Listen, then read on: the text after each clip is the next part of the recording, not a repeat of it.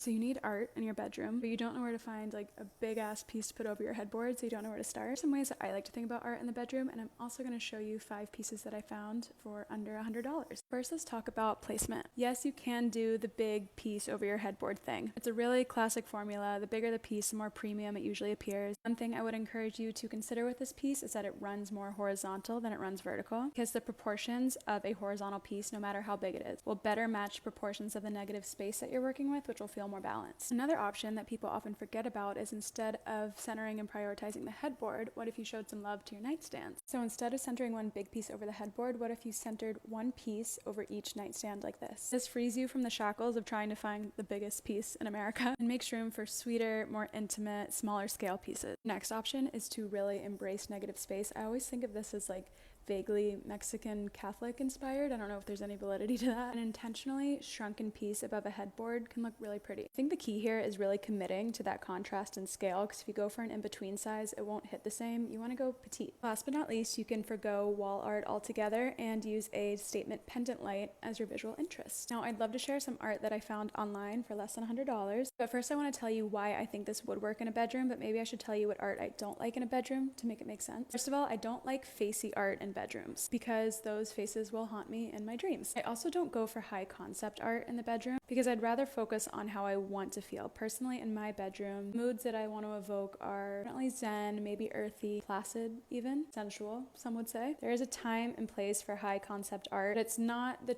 tone I'm setting in my bedroom. For example, this painterly still life of a chinoiserie vase. Yeah, come to my bedroom. $75 original watercolor of roses, Berry Boudoir. $26 1996 abstract geometric drawing. This is allowed. Or a very simple pen drawing, why not? $16, by the way.